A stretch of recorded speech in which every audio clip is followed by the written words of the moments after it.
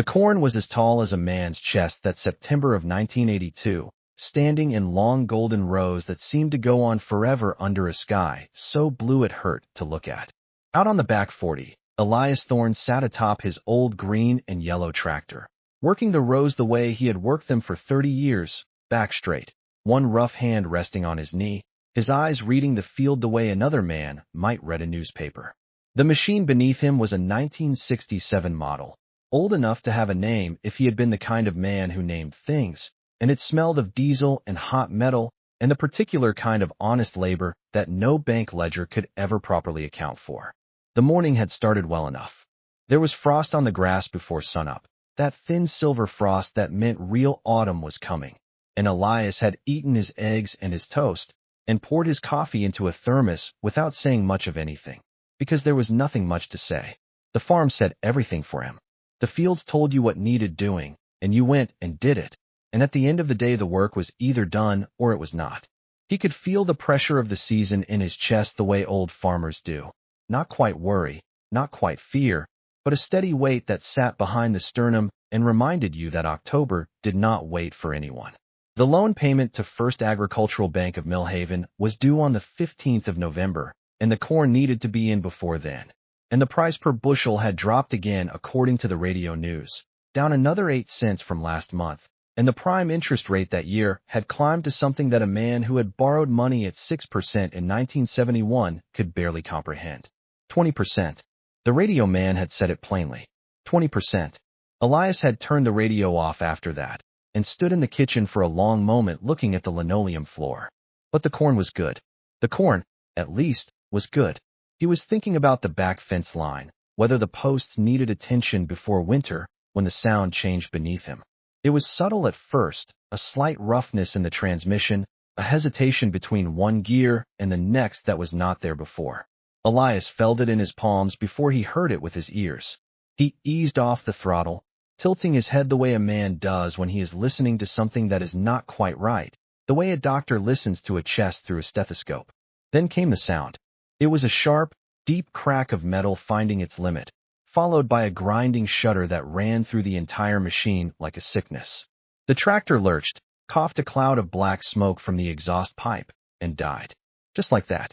The engine ticked in the sudden silence. The corn rustled in the September wind. A crow called from somewhere across the field, and Elias Thorne sat perfectly still on the dead machine for a full minute, his hands on his knees, his eyes looking at nothing. He climbed down without hurrying. He walked around the tractor the way he would walk around a sick animal, looking it over without touching it yet. Then he knelt in the dirt and looked underneath, and he knew immediately what had happened.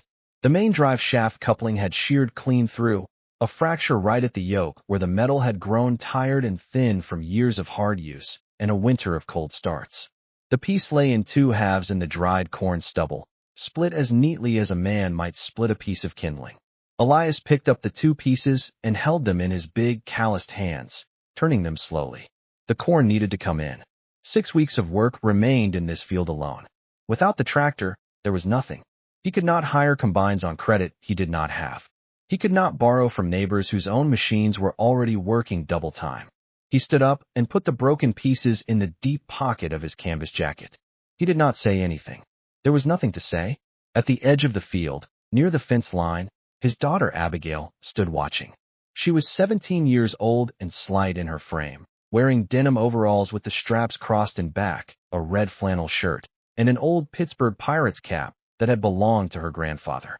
Her hands were already dark at the knuckles from a morning spent helping her mother with the canning, and she had walked out to bring her father a second thermos of coffee. She watched him walk back across the field toward her, and she could read everything she needed to know in the way his shoulders sat. She did not ask him what happened. She handed him the thermos. He took it, drank, and handed it back. "Drive shaft," he said. She nodded, and they walked back to the farmhouse together without another word. Vance Agricultural Supply occupied the largest building on Route 9 between Millhaven and the county line, and Richard Vance had made sure of that. He had expanded it twice in 10 years, adding a parts showroom with fluorescent lighting and a glass counter that stretched the full length of the back wall, and a service bay that smelled of synthetic lubricant and new rubber, and an office with a window that looked out onto the showroom floor, so that he could watch his salesman work. The parking lot was freshly sealed every spring. The sign out front was backlit in yellow and green, and it ran a foot taller than the building permit technically allowed. But the county inspector had needed his tractor serviced in a hurry the previous spring, so the matter had been quietly set aside. There was a cassette player on the counter near the register, and it was playing something soft and commercial when Elias Thorne pushed through the glass door carrying the two halves of his broken coupling wrapped in a shop rag. The young man at the counter looked up and smiled in a way that involved only his mouth. Elias set the pieces on the counter and unwrapped them. The young man looked at them the way a jeweler looks at a stone he already knows he is going to appraise low. He excused himself. He returned a few minutes later with Richard Vance behind him. Vance was 45 years old and wore his shirts pressed and his shoes polished even on a Tuesday morning in September. His hair was parted with a precision that seemed to belong to a different kind of life than the one lived by the men who came to his counter smelling of field work and diesel. He looked at the coupling pieces without picking them up. The way a man looks at something he has already decided is beneath his concern. 6-7, he said. That's right. Vance exhaled through his nose. Mr. Thorne, I appreciate you coming in, I do, but I have to be honest with you. We don't stock parts for machines that old anymore. Haven't for 2 years. The manufacturer stopped producing components for that series back in '79. He spread his hands in a gesture of theatrical helplessness. There's just no market for it. I'm not asking for a new part, Elias said. I'm asking if you can machine one. Or source one. We don't do custom machining here. Vance shook his head slowly, as if this were a matter of genuine sorrow. And sourcing a vintage coupling like that, if you could even find a supplier, you're looking at a 12 to 16-week lead time. Maybe longer. He paused. Harvest is what, 6 weeks away? Elias said nothing. Vance leaned against the counter and lowered his voice into the register of a man about to do another man a very large favor. He explained that he happened to have a 1981 model on the floor, the new electronics package, fuel injection, computerized diagnostics, a machine that could practically tell you when it needed a tune-up. Financing was available. Prime plus 4, which was, he acknowledged, not a number anyone loved right now, but that was the market. He could have the paperwork done by Thursday. Elias looked at the cassette player on the counter. He looked at the fluorescent lights above him. He looked at Vance. He picked up the 2 pieces of broken coupling and wrapped them back in the shop rag. Thank you for your time, he said. He walked back out through the glass door into the September morning. Vance watched him go, then turned back toward his office, already thinking about something else. That night the farmhouse was quiet in the particular way of houses where worry has settled in like weather. Elias sat on the porch in the dark with a pipe he was not really smoking, the bowl gone cold in his hand, the ember fading and dying and not being relit. Inside, his wife Sarah moved around the kitchen, cleaning things that were already clean, her movements careful and deliberate. The radio in the living room played some program about farm news that nobody was listening to anymore. Abigail had eaten dinner without speaking, which was not unusual for her, and had helped clear the table without being asked, and had then disappeared. Elias assumed she had gone to bed. She had not gone to bed. The old garage sat 30 yards behind the farmhouse, separate from the newer machine shed, and it had been built by Elias's father in 1948 out of rough-cut lumber and corrugated tin roofing that sang in a hard rain. It smelled of 3 generations of mechanical work, of gear oil and sawdust, and the particular tang of cast iron that has been heated and cooled 10,000 times. Along one wall hung tools and outlines drawn in black marker on a painted board, each tool in its place. The system installed by Abigail's grandfather Walter Thorne, who had believed that a disorganized toolbox was the first sign of a disorganized mind. Against the far wall sat a South Bend lathe from 1952, still in working order, still precise to within 1/1000th of an inch if you knew how to use it, covered now under a canvas tarp that had not been removed in 4 years. Abigail came through the side door with a flashlight and the shop rag containing the broken coupling. She set the flashlight on the workbench, pointing upward to bounce light off the tin ceiling and illuminate the whole space in a dim, warm glow. She pulled the tarp off the lathe and stood looking at it for a moment, her hands on her hips. Then she went to the wooden crate beneath the main workbench and sorted through it until she found what she was looking for. A mechanical handbook from 1963, spiral-bound, the cover soft and dark from years of handling. its pages stiff with old oil in certain spots and annotated throughout in her grandfather's small, precise handwriting. She carried it to the workbench and opened it to the section on power transmission components. She read for a long time. Outside, the September wind moved through the corn, and a great horned owl called from the tree line, and the lights in the farmhouse went off one by one. Inside the garage, Abigail studied the broken coupling under the flashlight, turning it over in her hands, measuring it with a set of calipers she found hanging in its outline on the wall. She measured the yoke diameter, the spline count, the wall thickness where the metal had failed. She wrote the numbers down on a piece of brown paper bag with a carpenter's pencil. She compared them to the specifications in the handbook. Then she walked slowly around the garage with the flashlight, looking at the metal stock that leaned against the back wall in various lengths and diameters, the accumulation of decades of careful farm economy, nothing thrown away that might someday be useful. She found what she needed in a length of chromium molybdenum steel bar stock that her grandfather had salvaged from an old truck axle in 1971 and leaned against the wall under a label that read in his handwriting, "Good material, don't waste."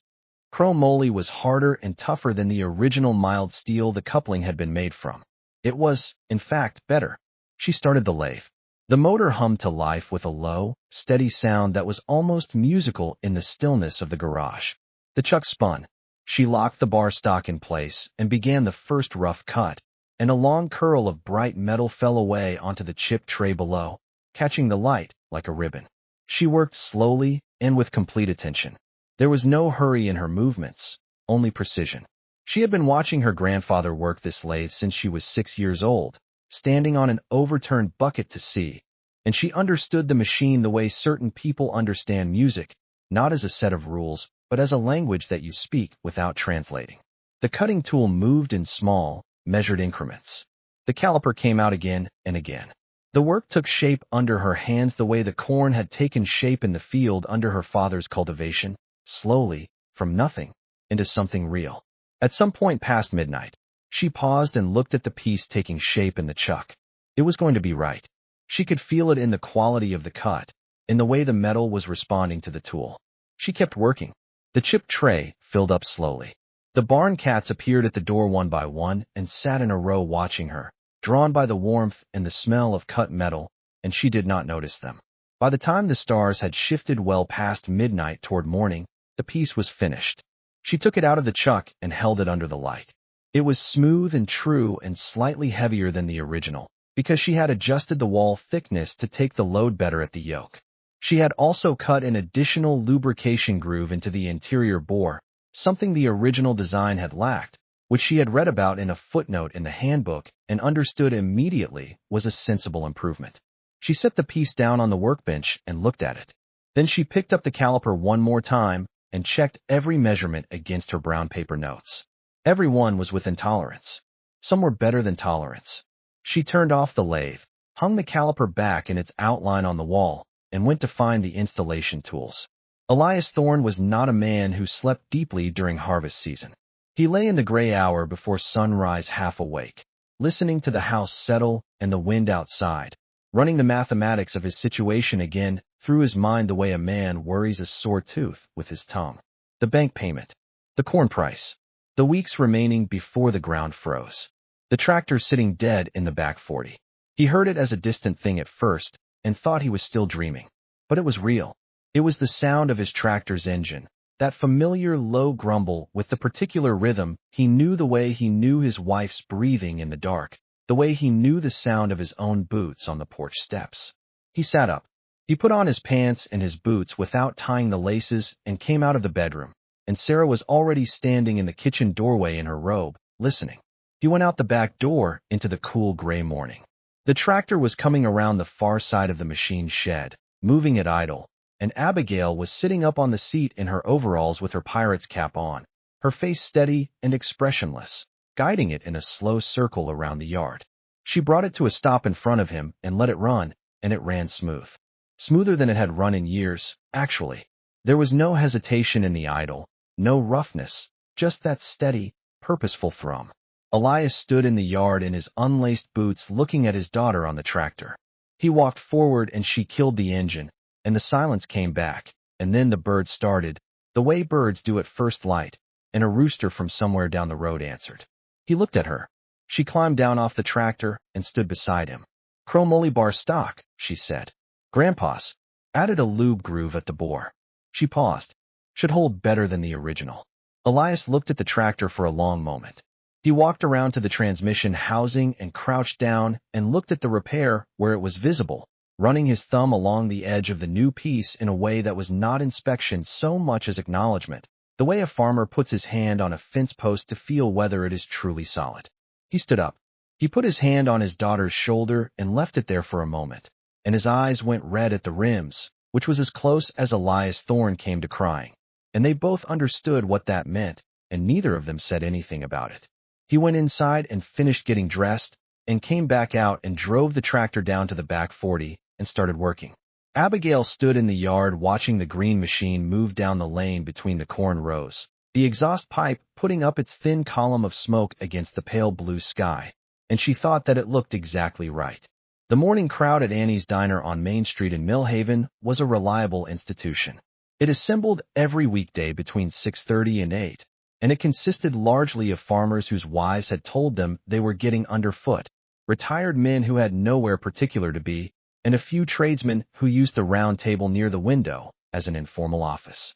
The coffee was black and strong and served in heavy ceramic mugs that had been there since Annie Kowalski's mother had opened the place in 1961. The jukebox in the corner played country and old rock and roll and was operated exclusively by Donnie Marsh, who was 22 and worked at the grain elevator and had opinions about music. Old man Henderson came in at 7:15 the way he always did and took his regular stool at the counter and held up 2 fingers to Annie's daughter Connie, which meant coffee and a piece of toast, and Connie poured without being asked. Henderson was 72 years old and had farmed 600 acres in the county for 40 years before his knees gave out and his son took over the operation.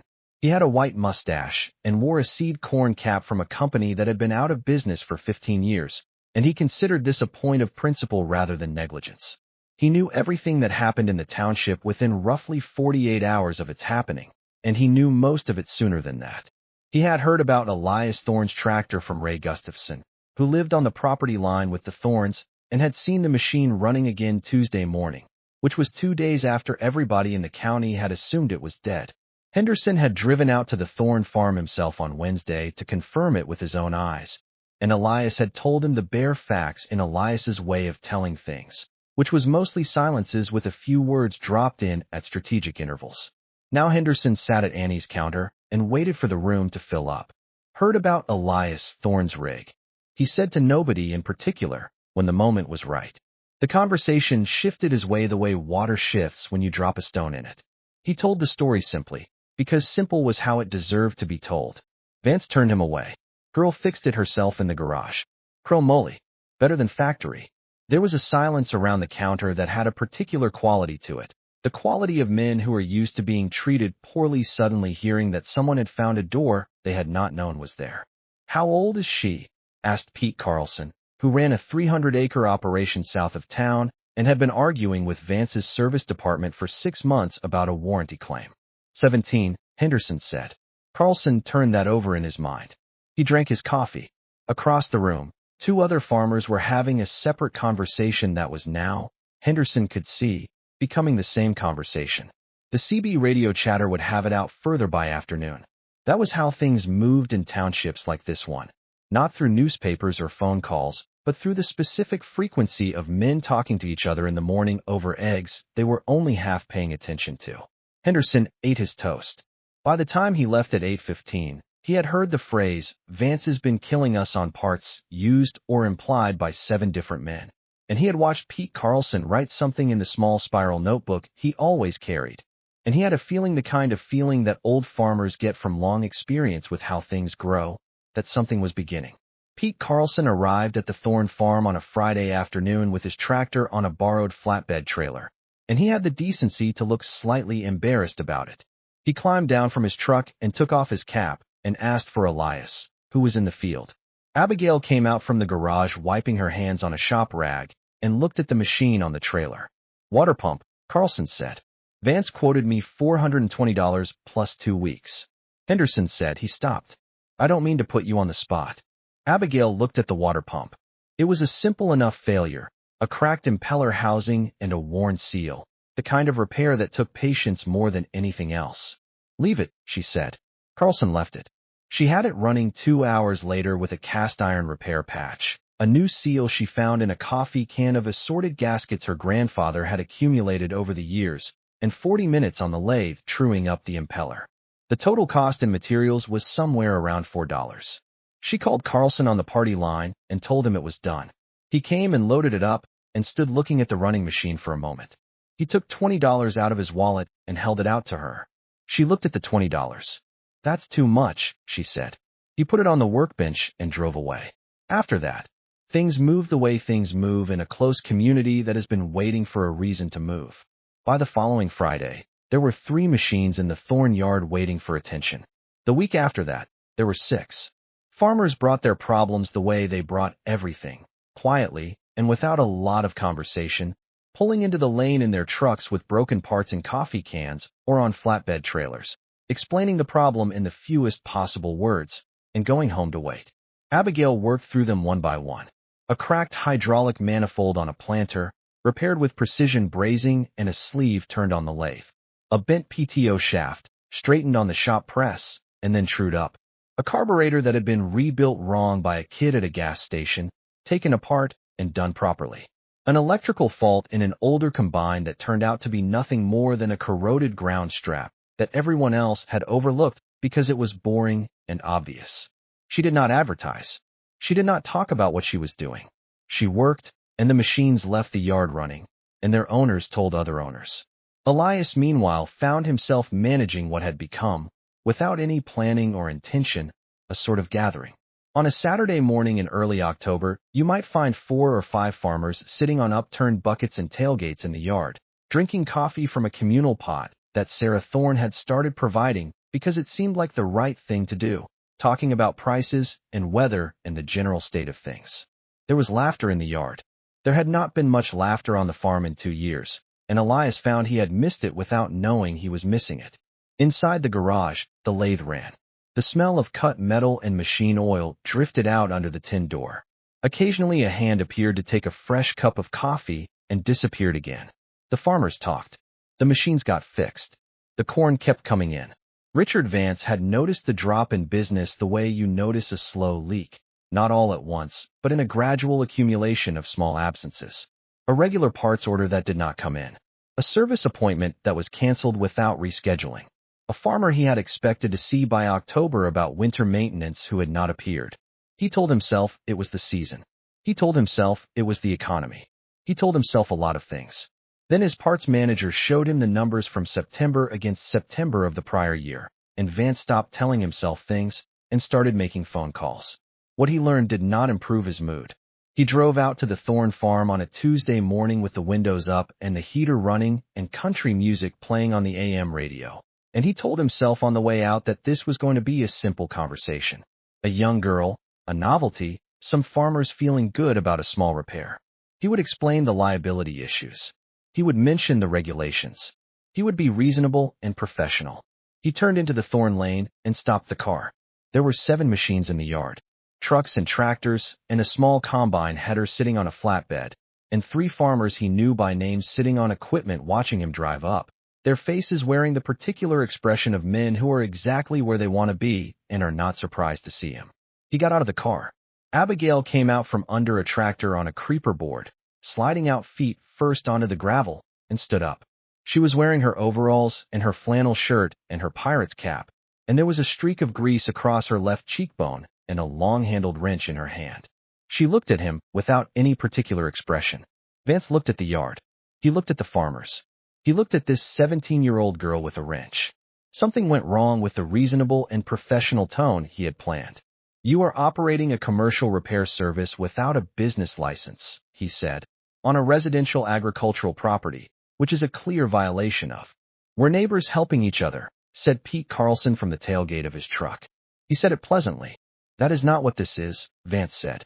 He looked at Abigail. "Your father has a loan with First Agricultural. I know the loan officer personally. I think it would be worth a conversation about whether this kind of activity Abigail looked at him. Her face did not change. "The parts you wouldn't sell," she said. Her voice was flat and quiet. "The machine you wouldn't fix. Was that a violation of something?" Vance's mouth opened and then closed. "You threatened to ruin a man's harvest," she said. "You can talk to the bank if you want." She looked at him for another moment with those steady, level eyes. Then she looked down at the wrench in her hand, tightening something that did not need tightening, a gesture that managed somehow to be both dismissive and final. She got back down on the creeper board and slid back under the tractor. Vance stood in the yard. The farmers on the tailgates were watching him with the patient and unhurried attention of men who have nowhere else to be. The October sun was warm on the back of his pressed shirt. A cat walked across the yard and disappeared into the garage. He got back in his car. He was back on Route 9 before he understood that the conversation had not gone the way he intended, and by the time he reached his dealership he had worked himself into a genuine anger, which was the emotion he reached for when he did not want to examine what was underneath it. He called his lawyer. His lawyer, who was a sensible man, told him that pursuing a case against a farmer's daughter for helping her neighbors with equipment repairs was likely to generate the kind of local press attention that would not help his business, and that the term he was looking for was probably right to repair, which was a concept that people were getting increasingly interested in, and that he should think carefully. Vance told his lawyer he would think about it. What happened next was not organized in any way that Vance could have anticipated or defended against, because it was not organized at all. It was the natural movement of a community that had found a shared language for something it had been feeling for a long time. Old Man Henderson went to Annie's diner on Wednesday morning and had his coffee and mentioned, without particular drama, that Vance had driven out to the Thorn farm and made some remarks about bank loans and business licenses, and that this had struck him as the kind of remark a man makes when he is afraid. The men around the counter sat with that for a while.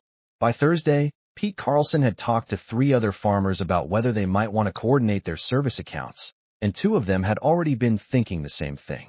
A farmer named Dwayne Fetters, who had a long memory and had been overcharged on a warranty repair in 1979 and had never forgotten it, started drafting a letter to the County Agricultural Extension Office about parts availability and service monopolies in rural communities, the kind of letter that did not need to be answered to be useful, but had a way of making people careful. Henderson himself drove out to the Thorn farm on Thursday afternoon and sat with Elias on the porch and drank coffee and looked at the fields for a while, and then said that if Vance tried to make trouble with the bank, there were men in this township who had been customers of First Agricultural for 30 and 40 years, and that they had opinions about how their bank chose to conduct itself, and that those opinions were the sort that bank presidents found worth hearing. Elias listened to all of this and nodded once. "Abby doesn't need any of that," he said. "No," Henderson agreed. "She doesn't. But she's going to have it anyway." Vance did not call the bank. Perhaps his lawyer spoke to him again. Perhaps he looked out at his empty showroom floor and ran his own mathematics and arrived at the same place. On Friday, he drove past the Thorn farm without slowing down, and the yard was full again, and 3 men waved at his car as he went by, and none of them were being hostile. They were just waving. That may have been worse. The corn came in by the 1st of November. Elias ran the fields for 12 and 14 hours a day in the last stretch, and the tractor ran without complaint, and when it was done he brought it back to the yard and washed it down with the garden hose the way he did every year at the end of harvest, working the mud out of the wheel lugs with a brush, wiping down the hood. The smell of the season on it, diesel and cut stalks and cold clay, was the smell of a year's work completed. He stood behind it in the late afternoon light for a while, his hand on the fender. In the garage, the lathe had gone quiet for the evening, and Abigail was cleaning the workbench with a rag, putting the tools back in their outlines on the wall, each one in its place. The system her grandfather had made.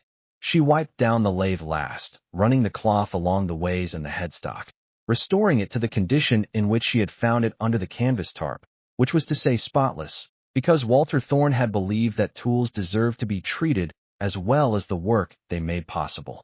She put the 1963 handbook back in the wooden crate under the bench. She had added some of her own notes in pencil in the margins, small observations about modern alloy steels and updated tolerances, and the lube groove modification, written in a hand that was not as small or as precise as her grandfather's, but was already developing its own particular character.